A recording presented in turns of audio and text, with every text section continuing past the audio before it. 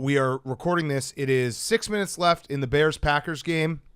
I've gone through the range of emotions. I went from the Bears might win this game in the first quarter to holy shit, like let me crawl under a couch and die, to maybe the Bears have a chance here, to Matt Nagy just called a shotgun QB dive on the 6-inch line. So his name is Matt Eberflus. No, I know, but Matt Nagy called But that was Matt Nagy. That was a Matt Yes. Nagy play for sure. Yes. That entire drive kind of gave Nagy vibes where it's just like, okay, we're going to run.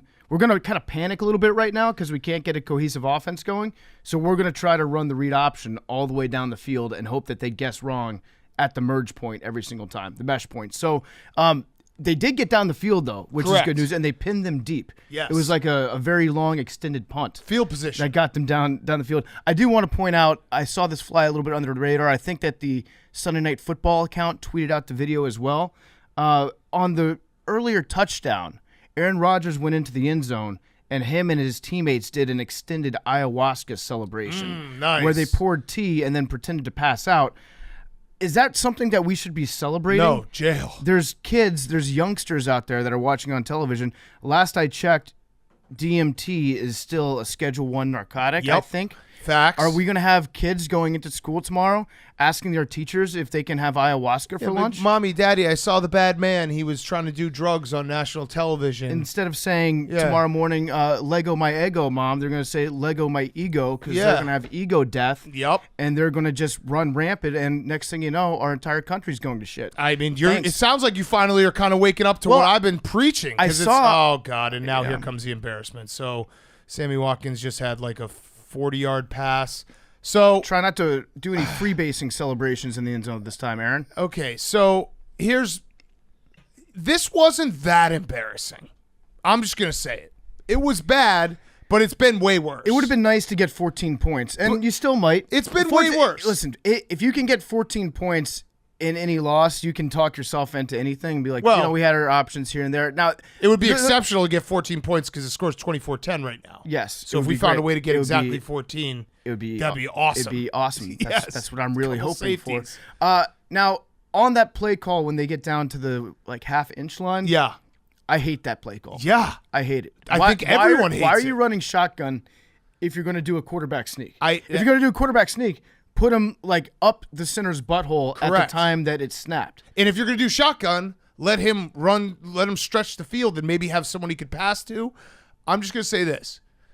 It was bad. It wasn't the worst. I am thinking about all the times where it's been way worse. This was bad, not the worst. I do have a little bit, tell me if this is crazy, but a little bit of doubts. Do you know what Justin Fields' numbers are tonight? No, I don't. He's 7 for 9.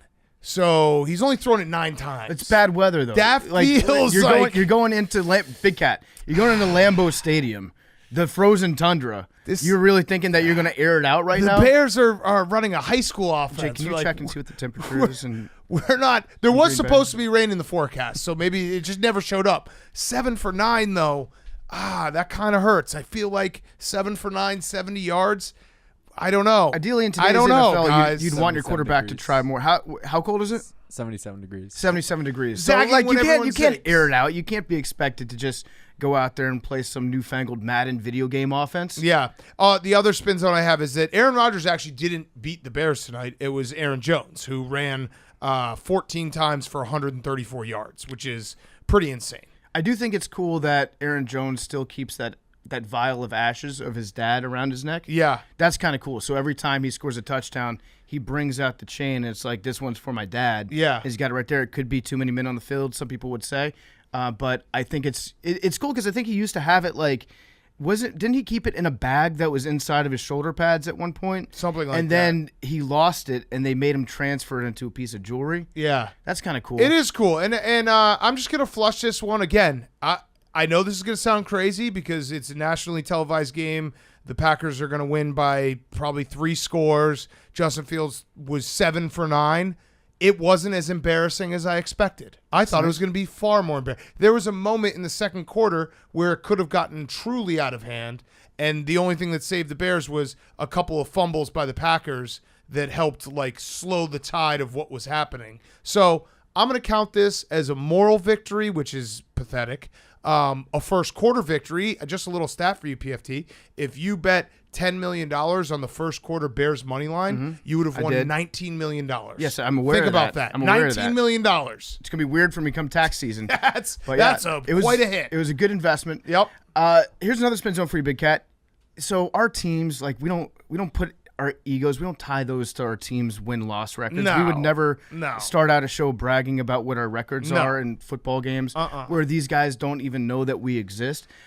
I care much more deeply about teams that I own or teams are individuals that I root for on, I don't know, like an individual sport who might know us and might like us. So like a sport like lacrosse, if we're invested in that, or watching a good friend play golf on television. Yeah. That to me These are important. is really what should lead part of my take today. Personal relationships. Yeah. Yes. With teams that Aaron Rodgers can pretend that he owns the Bears. I haven't seen any tax filings say that he does. We own the Waterdogs. So Wait, do we have to file taxes for that? I don't know, actually. If you're listening to the If you win a IRS champ- right no. now, you have to stop listening or else it's entrapment. If you win a championship, you don't have to do taxes. That's good. That's a good rule. Yeah, that's a great rule. They should Stan Kroenke's swimming in that rule. They should now. actually make that rule, at least for baseball, so that some of the owners actually try. If you win a championship, like it has to be a certain way. Like they should make it a rule. Like if your team only loses 3 games in the entire playoff run,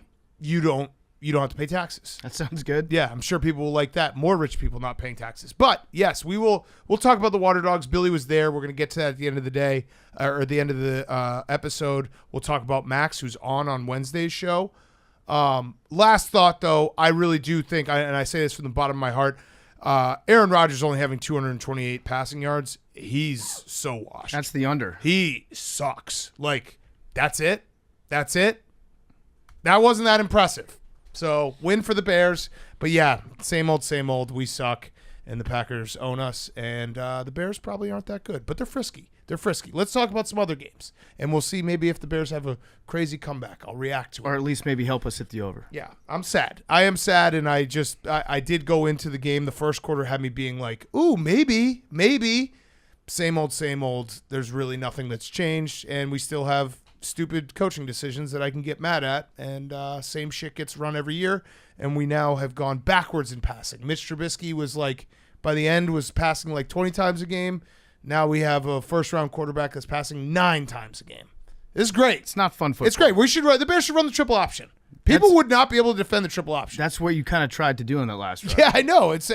Listen, the triple option, you can't tell me that teams would want to play the triple option in pro football.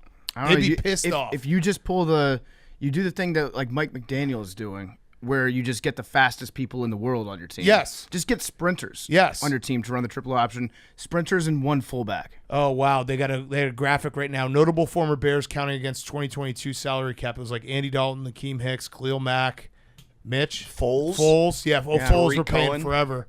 Yeah, Tariq Cohen. Yeah. It's all right. It's a rebuilding year. $63 million. It's a rebuilding year, Hank. It's a rebuilding year. I'm okay. At least I have the honesty to say that. So do I. Oh. I said it. Rebuilding? Yeah. Look, see, Aaron Rodgers can't even throw a touchdown pass, even though he has 2 tonight.